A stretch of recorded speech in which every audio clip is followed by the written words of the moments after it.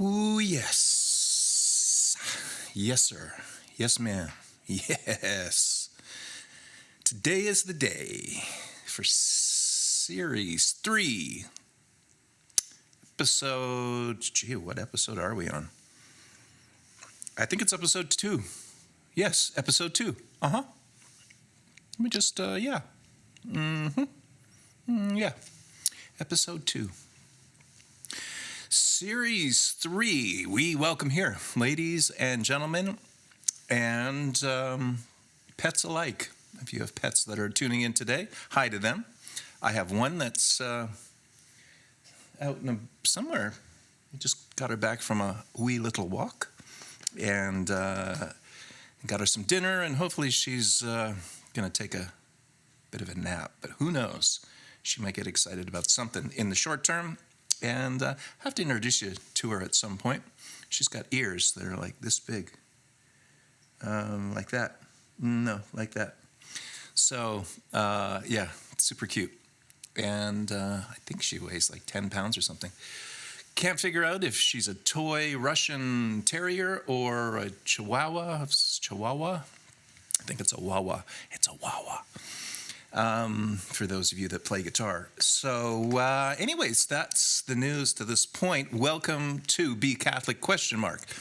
Where we are addressing the major, serious, and yet exciting and fun questions of who are we really, where are we, where do we come from before we were born, and where are we going after we die. We're really hitting home on the focus on the who am I, and what is the human potential. What are we designed for? And we are made some great headway to this point. Series 1 was amazing. If this is your first time tuning in, first of all, we call this Be Catholic because I've been in the evangelical Protestant world for a long time, since 1997. Held some leadership positions, worked my way up, boots on the ground. Didn't go to Bible college because I had everything I needed to study. I had all the lexicons and the dictionaries and all that. At an early point, I had got the most amazing Bible software. And of course, I had overseers that, people to help me and answer questions and that kind of things. But commentaries are fantastic for that. High-end, legitimate, long-term, well-recognized theologians that write commentaries about books of the Bible or the whole Bible, depending on who the commentator is. And so, fascinatingly enough, I came boots in the ground. What that means is I started just wanting to help out. And so I donated my time. If that's really what you can do in the kingdom of heaven, you just work. I don't differentiate. Paid versus unpaid, but that does become an issue at a certain point. But anyways, so I was invited to become part of it was kind of like a pilot system that was being created by some people in the city that I lived in, and it ended up becoming something of a national, somewhat of a national phenomenon. But it was really based on helping train ministers to, at the same time, from the practical. Hands-on stuff of helping people is really focusing on helping, people that are poor, and it was a relief type ministry. I'm not going to get into the specifics because that's a secondary matter, but it's international. You might be able to figure it out at some point, especially listening to how my theological bent, if you will. But anyways, so excitedly, I had a chance to meet the people in charge, and they invited me to join their training program, which entailed a paid position, which was amazing, and then it incorporated a lot of ministry training at the same time, all with the focus of helping people and then at the same time, give them insights as to the eternal nature of who they are. And that's a fun way of saying help them develop a relationship with their daddy in heaven, as we've been saying to this point, Abba. When Jesus says Father, it means Abba, which means daddy in Hebrew, or Aramaic, depending on how you look at that. So anyways, here we are. I'm excited to be here today with the training and the understandings that I've developed since 1997 to help build this channel. After almost 30 years, I guess, in along those lines, I bumped into Catholic theology. Didn't really bump into it. It was, it made itself critical that I looked at it to understand it. And I've talked about that in previous episodes, so I won't go belabor that. But, and so I'm bringing some stuff here in, season 1, if this is the first time you've logged on, was about learning how we're created in the image and likeness of our Father in heaven, that we're made to be like him. And in 7 episodes of 30 minutes an episode, really nailed home the reality of who we really are. We really are made in the image and likeness. We're made to be like God, like our Father in heaven, like the creator of all things, hence our creative nature. Bumped into some problems in the Garden of Eden. We covered all that and really laid that foundation, because on top of that, everything else is built. It's my opinion, and I think I'm right. It's just my opinion for educational purposes only, that the gospel that Jesus was sharing, or the teachings that he was sharing, and the system he built, that we call his church, was established to make us like him. Now, of course, Jesus was the creator of all things, and so he wanted us to be like him, and that was his purpose for the gospel. Yes, to deal with our challenges of, we could call it original sin. Some folks don't theologically want to align that way, but and bridge that gap between our fallen nature and the way he is, and put us into a system or a training scenario. Metamorphosis occurs within that, where we slowly go from glory to glory, or to be changed, made better and better and better. Paul calls it glory to glory. Apostle Paul covered that. And so on this reality is, a lot of folks are like, oh, I just need to go to church and put money in a basket, sing songs, and come back again in a week, and leave all that stuff to the pastor or the priest or the leadership, whatever. But we're actually, as we covered, we're all priests of a royal priesthood. That's what Jesus taught his disciples who became apostles. That's what Peter said. We're priests of a royal priesthood. So we're all priests. We're all in the training program of being Christ-like. We'll say it that way. And then helping those who aren't members of the priesthood to consider the information and climb on board, because it's the point of why we were born. So we covered that. Season 1. Season 2, we addressed the idea that God, we were created to actually talk to God, communicate with God, dialogue with God, our Father. He wants to dialogue with us. He wants us to dialogue back. He wants to have it, dialogue back. He wants to talk to us. He wants us to talk to him for the sake of our development and our relationship with him, because he's our dad and we're his kids. And that's just good family planning. I don't know. So yeah, that was season 2. Cover that in 7 episodes, 30 minutes apiece. And now in series 3, we are addressing what tools do we need to get on board with this training program. Like if you go to school, remember when you were a kid, you had school supplies, right? You needed certain pens and pencils of varying colors and so on. And, notebooks and binders. And now we have tablets and laptops and all that stuff. And so we need to consider now in our building towards the practicum of actually dialoguing and communicating with heaven, what tools do we need in order to accomplish that successfully? There are some things that if we don't do them, we will have a hard time, very hard time. But if we do get the tools in place and understand how to use them, learn how to draw with a pencil and how to erase, and I remember we had pens that came out when I was in school that you could actually erase the ink, which was amazing. I forget what those were called, but when they came out, that was a major. Anyway, so here we are in Series 3, Episode 2.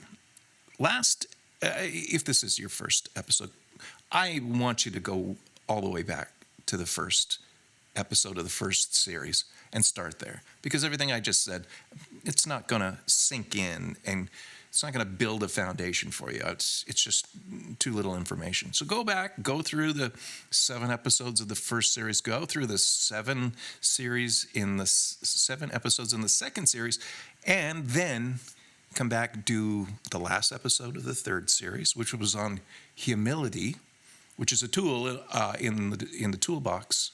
One of the things we need for school supplies, humility.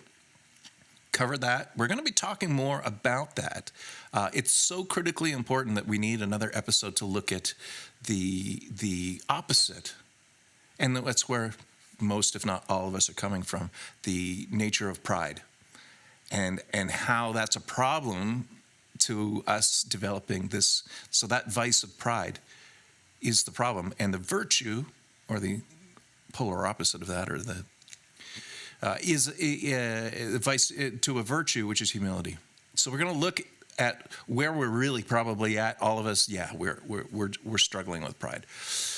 There's very few people that don't struggle with pride. I'm not sure if there's anyone that doesn't struggle at some level with pride. But we can master it through the help of our daddy, and through the equipping and changing the way that we think, which changes our actions, or change our heart, our inspirations, and then our logic and reason is the thoughts that go along with our inspirations, and inspired towards this lofty goal, seemingly, of being like our daddy, or like Jesus, being Christ-like, being godly, being pure, being holy as our Father in heaven is holy, being perfect as our Father in heaven is perfect. Those things that Jesus commanded us to, which reveal our desperate nature, because we can't do this on our own. And it was kind of his point, I think. He wants to say, hey, look, where you're going, where you need to be, you can't get there on your own. You need me, and so we got to work on your vices and turn them into virtues so that we can learn better and be stronger, faster, and all those things. So today's episode, we've got a lot to get and dig into, some short snippet stuff, and we're going to be looking, as I mentioned a little bit in the last episode, about this character in history. His name is Solomon, and he was King Solomon after he grew up and his dad gave him that position. His dad, of course, is King David. Now, Solomon, we're going to very briefly, I want to set this up because he was the wisest man ever in all of the world at that time. And because he prayed and he asked for that, God said, hey, well, what would you like from me? And he said, I'd like wisdom to govern your people, godly wisdom, right? So we're going to look at that to start with because the verses we're going to be looking at today, he wrote them inspired by the Holy Spirit, or the Spirit of holiness, depending on how you want to say that. And so to lay that foundation for the rest, we're going to look at and jump right in. Are you ready? I'm ready. Hang on. I'm ready. Good. Okay. Had to check my pulse because this stuff is super off the hook. Guys, we got to deal with our pride. And if we do, when we do, as we do, our relationship and the door to open our free will to letting God do what he needs to do becomes possible. Okay. So, 1 Kings chapter 4, verse 29 and 30. Okay? 1 Kings 4, 29 and 30. This is the fame of Solomon's wisdom. Okay? We're going to be looking at Proverbs in a bit, and he wrote that, so this is why. Verse 29, and God gave Solomon wisdom and understanding beyond all measure, or beyond measure, and largeness of mind like the sand on the seashore. Verse 30, so that Solomon's wisdom surpassed the wisdom of all people of the East and all people of Egypt, for he was wiser than all other men. And he became renowned for that, because of that, right? He became a global phenomenon, a proper rock star. And people came from all over the world to come and learn from him and figure out how he got that smart and all that jazz, including the Queen of Sheba, which we're not going to talk about now. So, now we got a wise guy. He's the wisest of all men. Okay, all other men. That's some pretty serious stuff. So when he talks, inspired by God, when he writes the stuff that he wrote, you need to come from that perspective. It's not just Solomon, King Solomon, with earthly, worldly wisdom. This is godly wisdom. He's plugged in via the anointing, the presence of God in his life, teaching him and growing him up and giving him this information ultimately to share with the world, of his world, and the world since you and I. Okay. Kind of awesome, right? Some folks want to look at people in the Old Testament and go, they didn't have the Holy Spirit or whatever. And, well, they did, okay? It was in a different way, but nonetheless, he had his relationship with his father, and his father taught him. And now we're going to learn about pride today, okay? We need to address this thing that we actually have. I don't think we really realize how bad it is, this thing called pride. It's a desperate situation. I know for me, and it's for all of us. Look, we got to figure this thing out, because humility, as we learned in the last episode, is critical, right? Jesus even saying, unless you become his children, humble, you will never enter the kingdom of heaven. Now, he's God. He actually decides. So I'm going to, okay. It's a theological thing. Some people are going to want to argue, well, I prayed and confessed Jesus as Lord. And you'll have to argue that then with him. Because if you're not as a child, and I know a lot of people who confess Jesus as their Lord, they're not as a child. If I die and not as a child, I'm going to have some serious concerns if I'm laying on my deathbed and I haven't developed in this way. I'm going to be very concerned when I stand before the King and answer for the time that he gave me and what I did with it. This is what I'm doing with mine, and this is what you're doing with yours. And this is the stuff that he's looking for, that he gets excited about. He gets excited when we start digging into how to have this relationship with him, taking it seriously. Pride. Okay. Pride's our problem. We're going to dig into it now, coming from the smartest guy in the whole world. Proverbs chapter 16, verse 5. I'm going to I want you to look these up, and I want you to spend some time with each of these, because it will rewrite the way that you think, especially the perspective that I'm painting right now. Who said it and why he said it, and how desperate we need this information to change us. We got to figure out really how bad is my pride. Prayerfully, we ask God, please reveal it, so that we can humble ourselves to the reality of it and then let him fix it. If we're defending and saying, oh no, I don't got pride, I got my pride figured out, well, that's going to close the door via our free will from God to step in and fix and change it, like a surgeon, like a potter with clay, making us the way like him. Okay? Proverbs 16, verse 5, and it says this: everyone who is arrogant is an abomination to the Lord. Okay? That's a big, heavy word, but it means several things that may not mean what you think it means. Be assured he will not go unpunished. Okay? Everyone who is arrogant is, there are other words to describe that don't sound like that. I'm not a big fan of that word abomination, but is a problem to the Lord, is in desperate, poor condition to the Lord. Arrogance. We talked about this in the last episode. You know, kids, when you're trying to teach them, teenagers, and they're like, no, I got this figured out. I don't need any help. Well, that's a thing. If we have that attitude with him, he feels the same way. He's like, what am I going to do here? There's nothing I can do, right? Be assured he will not go unpunished or uncorrected. Okay, punished has got this negative connotation to it. It's actually a positive thing when we're corrected or punished. It's not like he wants to murder us or make us suffer or, any of that stuff. But he needs to correct us in a way that's going to fix and let us open the door to the nature and reality of what humility is so he can fix us, right? Okay, let's move on. Same chapter, Proverbs chapter 16, verse 18.